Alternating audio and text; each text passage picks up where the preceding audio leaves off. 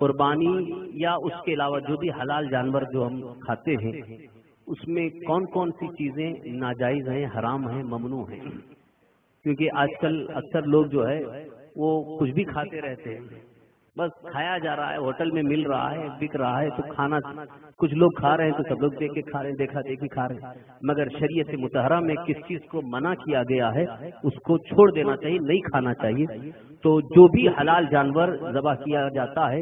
اس کے اجزاء میں، اس کے پارٹس میں کون سی چیزیں ناجائز ہیں، حرام ہیں، ان کے متعلق یہ حدیث پاک سن لیں۔ سنن الکبریٰ للبیہقی میں یہ حدیث پاک ہے، عن عبداللہ بن عباس رضی اللہ عنہما قال كان رسول الله صلی اللہ علیہ وسلم يكره من الشاة سبعا المرارة والمثانة والحياء والذكر والأنثيين والغدة والدم وكان أحب الشاة إليه مقدمها۔ سنن الکبریٰ جلد نمبر 10 صفحہ 70۔ الجامع الصغیر للامام السیوطی جلد نمبر 2 صفحہ 439۔ رسول اکرم صلی اللہ تعالی وسلم 7 چیزوں کے کھانے کو منع فرماتے ہیں: پتا، شانہ، فرج، ذکر، انثیین، غدہ، خون۔ یہ حدیث پاک میں جو 7 کا ذکر آیا ہے اس کے سلسلے میں تمام ائمہ یعنی جو مجتہدین ہیں، امام اعظم ابو حنیفہ، امام شافعی، امام مالک، امام حنبل رضی اللہ عنہم، کہ ان کی تحقیق کہ اس میں کچھ چیزوں کا انہوں نے اضافہ کیا اسی کے مشابہ ہونے کی بنیاد پر، تو کچھ حضرات نے کچھ اضافہ کیا، یہاں تک کہ مجدد اعظم 14ویں صدی کے ہمارے مجدد اعظم اعلی حضرت امام اہل سنت امام احمد رضا قدس سرہ نے فتاوی رضویہ میں 21 چیزوں کا ذکر فرمایا۔ اس میں یہ 7 جو حدیث میں مذکور ہو تو سخت حرام ہیں، ناجائز ہیں، ممنوع ہیں، اور اس کے علاوہ جو ہیں وہ مکروہ ہیں اور ان کو کھانا بھی منع ہے دوسری حدیثوں سے اور کئی اقوال صحابہ سے اور کئی ائمہ کے اقوال سے نچوڑ اعلیٰ حضرت نے پیش کیا۔ اور یہ بھی ایک بڑی خوبی کی بات ہے، کسی بڑے عالم دین نے جو فقہ کی کتابیں لکھی انہوں نے اتنی چیزوں کا کہیں ذکر نہیں کیا، یہ اعلیٰ حضرت کی خاص تحقیق ہے، لہذا میں نے فتاوی رضویہ کے حوالے سے جو نقل کیا آپ حضرات اس کو سن لیں اور اس کو اچھی طرح سے ذہن نشین کر لیں، اور اگر ہو سکے تو انشاءاللہ وہ تحریری شکل میں پیش کر دیا جائے گا، آپ اس کو ساتھ میں رکھیں تاکہ دوسروں کو بتانے میں آسانی ہو جائے۔ حلال جانوروں کے سب اجزاء حلال ہیں مگر بعض حرام، ممنوع، مکروہ ہیں۔ نمبر 1، رگوں کا خون۔ رگوں میں جو خون ہوتا ہے اس کو عربی میں دم مسفوح کہا گیا۔ جب ذبح کیا جاتا ہے تو وہی خون باہر آتا ہے، ذبح جب کرتے ہیں تو وہی خون باہر آتا ہے، اسی لیے ذبح کرنے کا حکم ہے کہ وہ رگوں کا خون حرام ہے۔ جب تک وہ حرام خون باہر نہیں نکلے گا اس وقت تک جانور حلال نہیں ہوتا۔ یہی وجہ ہے کہ اگر ذبح نہیں کیا گیا اور جانور مر گیا تو اس کا کھانا حرام ہے، کیونکہ وہ مردار ہو گیا، وہ حرام خون اس کے اندر سرایت کر جاتا ہے، اس لیے وہ جانور حرام ہو جاتا ہے۔ تو وہ حرام خون ہے جو رگوں کے اندر ہے، اس کا نکلنا ضروری ہے، اور اگر ذبح کرنے کے بعد وہ رگوں کا خون باہر آیا اور ایک جگہ اکٹھا ہے، اگر جم گیا تو اس کو بھی کھانا حرام ہے، چاہے جم جائے یا ویسے ہی رہے۔ عام طور پر دیکھا گیا کہ لوگ جو ہے اسی خون کو جمع کر کے پھر اس کو کاٹ کر کے اس کو بنا کر کے کھاتے ہیں، یہ سخت حرام ہے، لہذا ہرگز نہ کھایا جائے۔ نمبر 2، پتا، جو جانور کے اندر ایک پتا ہوتا ہے وہ بھی حرام ہے۔ پھکنا، جس کے ذریعے اس کا وہ پھیپڑا پھولتا ہے، اور اسی طرح سے مادہ اور نر کی علامتیں، یعنی جو مذکر ہو تو اس کا جو مرد ہونے کا جو آلہ ہوتا ہے وہ، اور مؤنث ہو تو اس کا جو آلہ ہوتا ہے وہ، یہ بھی حرام ہے۔ بیضے یعنی جو کپورے جس کو کہتے ہیں، غدود، حرام مغز، حرام مغز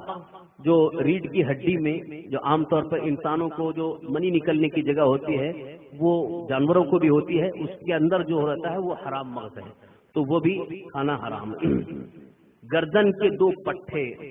شانوں تک جو کھینچے ہوتے ہیں، عام طور پر قصائیوں کو یہ چیز معلوم ہے،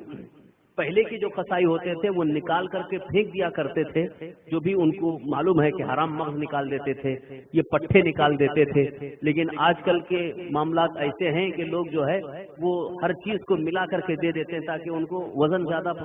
پیسے زیادہ کمانا ہے، حالانکہ معلوم ہے کہ یہ چیز اسلام میں جائز نہیں ہے، اس کے باوجود بھی وہ ملا کر کے دیتے ہیں۔ لہذا مسلمانوں کو چاہیے کہ ان چیزوں کو ہرگز ہرگز گوشت کے ساتھ نہ لیں۔ جگر کا خون، تلی کا خون، گوشت کا خون، یعنی گوشت کٹنے کے بعد پھر اس گوشت میں سے بھی کبھی کبھی خون نکلتا ہے، تو وہ بھی خون اچھی طرح سے صاف کر دینا چاہیے، دھل دینا چاہیے۔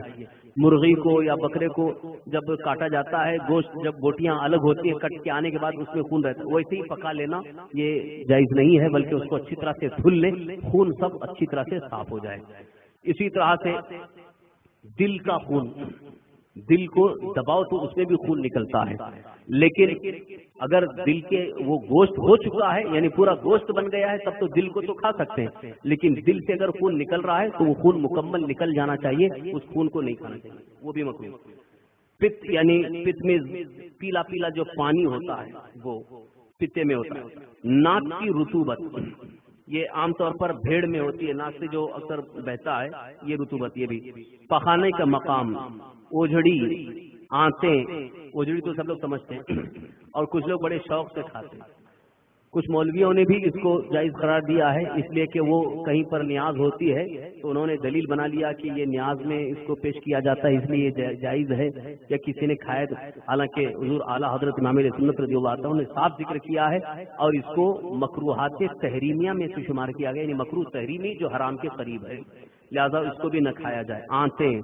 نطفہ، یعنی جو منی نکلتی ہے اس کو بھی نطفہ کہا گیا، تو مذکر سے مؤنث کے اندر نطفہ جاتا ہے تو وہ نطفہ اگر قرار پا چکا ہے تو وہ بھی ہرگز نہ کھایا جائے۔ اور اسی طرح سے نطفہ جو خون ہو گیا، کیونکہ جو بچہ بنتا ہے رحم مادر میں، ماں کے پیٹ میں، تو پہلے نطفہ جاتا ہے، اس کے بعد خون بنتا ہے، پھر اس کے بعد وہ لتھڑا، وہ اس کا لتھڑا بنتا ہے، پھر اس کے اعضاء بنتے ہیں۔ تو یہ اس وقت، اس پیریڈ تک، جو بچہ بننے کا پیریڈ ہے اس وقت تک بھی اس کو کھانا حرام ہے۔ آج کل کچھ باہر کنٹریز میں، خاص کر چائنیز جو ہے اس کے بڑے شوقین ہیں کہ جانور یعنی مادہ کے اندر جو بچہ پرورش پا رہا ہے اس کو کاٹ کر کے جلدی سے اس کو تل کر کے کھاتے ہیں، وہ ان کو بڑا لذیذ لگتا ہے، حالانکہ وہ حرام ہے۔ اسی طرح سے وہ نطفہ جو گوشت کا لٹھڑا ہو گیا ہو اور وہ جو پورا جانور بن گیا، یعنی پیٹ کے اندر ہی بچہ بن گیا ہے مگر مردہ نکلا، بغیر ذبح کے مر گیا ہے، تو اس کو بھی نہیں کھا سکتے۔ ہاں اگر کسی جانور کو قربان کیا، ذبح کیا گیا اور اس کے پیٹ میں بچہ زندہ نکلا، تو اگر وہ اس قابل ہے کہ اس کو ذبح کیا جا سکتا ہے تو ذبح کر دیں، اور اگر قابل نہیں تو اس کو چھوڑ دیا جائے۔ اس کو بہتر یہ ہے کہ اس کو پالا جائے، کیونکہ اتنا چھوٹا جو ہے وہ کھانے کے لائق بھی نہیں ہوتا ہے، لہذا اس کو پال پوس کر کے بعد میں اس کو ذبح کیا جائے۔ یہ وہ چیزیں ہیں جو ہر حلال جانور میں حرام ہیں، ناجائز ہیں، مکروہات تحریمیہ ہیں، ممنوع ہیں۔ ان چیزوں سے ہمیشہ بچنے کی کوشش کریں۔ سرکار دو عالم صلی اللہ علیہ وسلم کی حدیث سے جو 7 چیزوں کا ذکر ہوا تھا وہ تو حدیث سے ثابت ہے، اس کے علاوہ جو چیزیں ذکر کی گئی ہیں وہ اسی سے ملتی جلتی چیزیں، یعنی جن چیزوں کو حرام قرار دیا گیا ہے، جس سبب سے، جس ریزن سے، وہی سبب ان کے اندر پایا جا رہا ہے، اس لیے وہ بھی حرام یا مکروہ تحریمی قرار دی گئی۔ ان چیزوں سے بچنے کی کوشش کریں۔ اللہ تعالی ہم سب کو محفوظ رکھے۔ قربانی کے مسائل اور فضائل اور فلسفہ قربانی کو آپ نے مختصر سے وقت میں سن لیا۔ سنی دعوت اسلامی کے زیر اہتمام یہ جو آج کی محفل ہے اختتام پذیر ہو رہی ہے، آپ سے گزارش ہے کہ جو بھی آپ علم حاصل کریں، جو کچھ بھی دین کے مسائل سیکھیں، آپ پورے اعتماد کے ساتھ اس کو اچھی طرح سے یاد کر کے دوسروں تک پہنچانے کی کوشش کریں، کیونکہ سرکار دو عالم صلی اللہ علیہ وسلم کا ارشاد ہے لیبلغ الشاہد الغائب، جو حاضر ہے وہ غائب تک پہنچا دے۔ لہذا جو حاضر ہے یعنی جو محفل میں آ گئے، علماء اکرام کے بتائے ہوئے معاملات کو سن لیے اور اس کو یاد کر کے وہ دوسروں تک پہنچائیں گے تو انہیں بھی ثواب ملے گا، پہنچانے کا بھی ثواب ملے گا، اور جن کو پہنچایا گیا وہ اس پر عمل کریں گے تو اس کا بھی ثواب ملے گا۔ لہذا یہ تبلیغ کا سلسلہ، دعوت دین کا سلسلہ آپ بھی جاری رکھیں۔ جتنی چیزوں کی معلومات آپ کو حاصل ہو گئی ان کو پہنچانے کی کوشش کریں، خاص کر ہمارے جو عقیدے ہیں ان عقیدوں کو تو پہنچانا ہی چاہیے۔ میں اس سلسلے میں بہت غم کا اظہار کرتا ہوں کہ وہ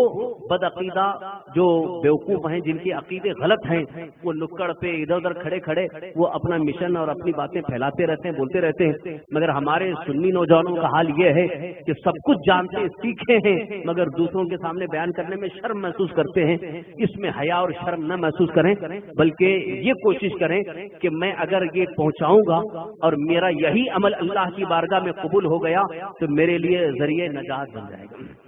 سرکار دو عالم صلی اللہ علیہ وسلم کا ایک فرمان بھی ایک صحابی سے حضور نے فرمایا تھا کہ ایک بندے کا، ایک انسان کا ہدایت حاصل کر لینا تمہارے ذریعے تمہیں 100 سرخ اونٹ ملنے سے زیادہ بہتر ہے۔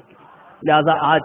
دعوت دین کا کام بہت ضروری ہے، بہت اہم ہے، کیونکہ گھر گھر بدعقیدگی پھیل رہی ہے، برے خیالات، برے نظریات پھیل رہے ہیں۔ اس لیے ہم کو چاہیے کہ ہر مسلمان تک یا دوسروں تک اپنے دین کی دعوت پیش کرتے رہیں۔ اللہ تعالی ہم سب کو نیکیوں کی توفیق عطا فرمائے، گناہوں، برائیوں اور تمام بدمزمت سے اللہ ہمیں محفوظ رکھے، ایمان پر زندہ رکھے، ایمانی پر خاتمہ عطا فرمائے۔ وما علینا الا البلاغ، وآخر دعوانا الحمد للہ رب العالمین۔ صلاۃ والسلام۔